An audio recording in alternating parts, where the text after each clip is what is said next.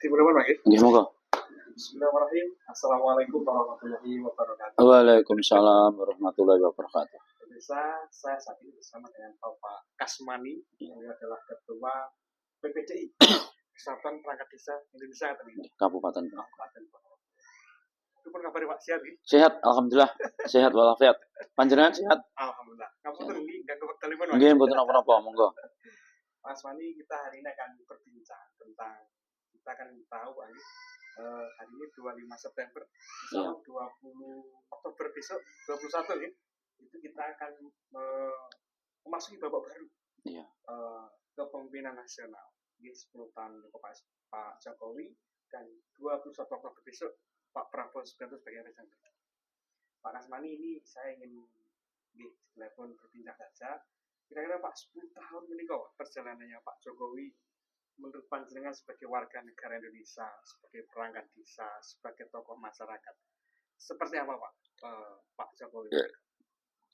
Kalau kami ini dari kacamata sebagai Pemdes ya, pemerintah desa, sumbangsihnya dari Pak Jokowi untuk Pemdes yang jelas yaitu dengan adanya Undang-Undang Nomor 6 2014 yang ditandatangani oleh Bapak SBY dan tidak dilanjutkan oleh yaitu babak baru yaitu Pak Jokowi, itu kami dari Pemdes atas nama pemerintah desa atau khususnya perangkat desa merasa bangga kita sudah punya undang-undang desa yang baru dan di dalamnya adalah ada yang namanya dana desa. Itu menambah semangat, menambah wawasan di desa kita masing-masing, infrastruktur maupun pemberdayaan maupun pembinaan untuk masyarakat. Dan selama ini dengan adanya Undang-Undang Desa Nomor 614 itu yang dilanjutkan oleh Pak Jokowi itu sangat hebat sekali ngefeknya di masyarakat. Ada program padat karya tunai yang semula masyarakat nggak punya pekerjaan, dengan adanya program padat karya tunai lewat dana desa masyarakat bisa merasakan, Mas. Sangat luar biasa teman-teman. Iya. Pemerintahan desa. Kalau ini pada sisi lain mungkin infrastruktur, kemudian dan yang lain Pak, bagaimana Pak? Secara nasional ya? Secara nasional. Oh ya. Kalau secara nasional dengan adanya kepemimpinan Pak Jokowi 10 tahun ini terakhir ini memang sangat hebat infrastruktur itu. Bisa dikatakan memang berbeda dengan rejim dulu. Ini sangat meledak memang masalah infrastruktur di eranya, di rejimnya Pak Jokowi ini. Dulu belum ada jalan tol di mana-mana, sekarang di mana-mana jalan tol, walaupun bayar. Walaupun mungkin duitnya mungkin pinjam, tapi kan terwujud. Secara kasat mata, masyarakat kecil ngertinya kan ada, Mas. Masyarakat kecil ngertinya ada, bisa merasakan walaupun di tol itu bayar, tapi kan merasa sekarang yang dulu ditempuh jauh, sekarang dekat. Sekarang saya merasakan sendiri dari masuk pintu tol Madiun sampai Surabaya di pintu tol Warugunung, itu kalau dulu kita tempuh 5 jam Surabaya, sekarang 1 jam 45 menit kita sudah nyampe. Walaupun kita bayar, itu merupakan kemudahan juga dari infrastruktur. Dan yang lain, bidang-bidang pemberdayaan kepada rakyat, khususnya rakyat yang masih belum sejahtera, itu sangat dampaknya dirasakan oleh masyarakat banyak. Yaitu bentuk-bentuk bansos-bansos itu, baik itu adalah bansos berupa tunai maupun berupa pangan, itu sangat terkesan. Ya, sangat berdampak kepada masyarakat. Yang dulu adanya BLT, tetapi di eranya Pak Jokowi, biar namanya BLT juga, cuma ada pelebaran sayap, pengembangan yang berupa yaitu pangan, tidak BLT saja, tapi berupa pangan. Gitu, Mas. Pak, ini ya, kalau kita nilai atau panjenengan nilai lah, kepemimpinan Pak Jokowi ini dari 0 sampai 10, kira-kira berapa Pak nilainya? Ini agak sulit, Mas, kalau saya menilai, tapi puas lah intinya. Kalau dari sisi pelayanan kepada masyarakat, ini saya orang netral, tidak dari sisi apapun saya netral merasakan sendiri dampak dari pemerintah desa menerima dana desa, ya ini sudah baik. Terus dari dampak infrastruktur juga kami sendiri merasakan itu tadi yang awalnya jarak tempuh ditempuh lama beberapa jam, 1:45 menit, 1 jam lebih 45 menit kita sudah nyampe Surabaya. Nah, ini dari sisi yang kami dari Jawa Timur yang khususnya dari Ponorogo ke Surabaya. Tetapi kalau sisi yang lain Mas, masih banyak itu dampaknya. Pak Jokowi masih banyak sekali dampaknya walaupun mungkin punya kekurangan dan kelebihan masing-masing.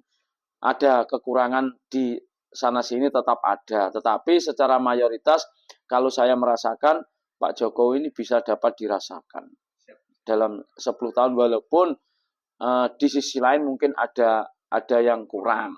Ya wajar itu manusiawi, ada yang kurang. Nggak bisa sempurna begitu, Mas.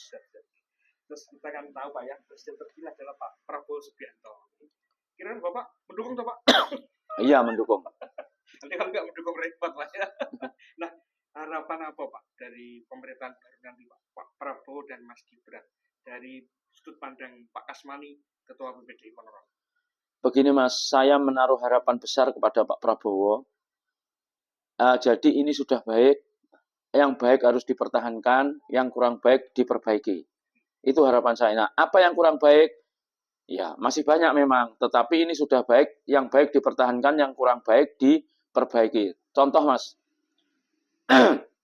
ini yang beredar di medsos mungkin ya, medsos berbagai, entah itu YouTube atau apapun, itu kan banyak kritikan-kritikan terhadap Pak Jokowi, terutama akhir-akhir ini yang mau kurang tepatnya, nah ini tanggal 25, nanti tanggal 20 berarti hanya berapa itu? Hanya tepat 1 bulan ya?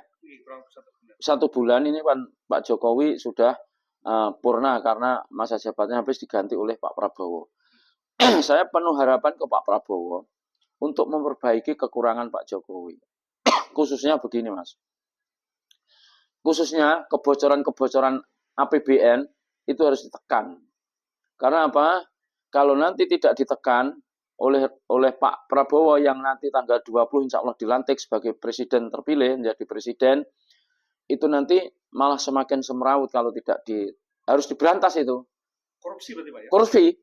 Korupsi, karena apapun yang terjadi, saya tetap tidak bisa menutup mata bahwa korupsi masih banyak. Jadi walaupun di sisi lain ada banyak kesuksesan di mana-mana, baik untuk infrastruktur maupun untuk bansos maupun itu adalah pelayanan kepada masyarakat, pemberdayaan kepada masyarakat di mana-mana, tapi korupsi juga masih banyak besar di semua lini. Harus diberantas. Karena saya menaruh harapan besar, Pak Prabowo adalah seorang militer dulu, terkenal disiplinnya, tegas, bijaksana. Nah ini saya menaruh harapan besar kepada Pak Prabowo untuk memperbaiki kekurangan-kekurangan di era Pak Jokowi. Jadi termasuk undang-undang perampasan aset juga setuju? Oh ya harus. Itu undang-undang perampasan aset sampai sekarang kan belum clear. Karena apa? Masih tarik ulur di Senayan. Banyak kepentingan. Jadi sampai saat ini saya sangat setuju. Itu orang-orang yang terbukti korupsi dimiskinkan. Saya setuju itu. Karena biar ada kejeraan. Karena ini adalah uang rakyat, Mas. Uang rakyat namanya APBN adalah untuk rakyat sepenuhnya. Tetapi dengan adanya itu adalah rakyat ini hak-haknya itu dirampas dengan korupsi itu. Jadi ini saya ngomong apa adanya. Jadi undang-undang perampasan itu asetnya hasil korupsi saya setuju itu, dimiskinkan itu. Dan sampai sekarang masih tarik ulur di Senayan banyak kepentingan politik. Terakhir Pak, ya. Ada satu program unggulan Pak Prabowo yaitu makan bergizi gratis. Tanggapan panjenengan Pak? Itu sebenarnya baik-baik saja Mas. Ya. Untuk makan gratis, makan siang gratis sebenarnya baik-baik saja itu. Baik-baiknya saja gimana? Ya terutama itu adalah untuk masyarakat miskin sebenarnya. Tetapi kalau di Pulau Jawa, khususnya di Ponorogo, itu sebenarnya tidak urgen bagi saya. Tidak urgen prioritas makan gratis itu. Yang kita harapkan sebenarnya bukan makan gratisnya.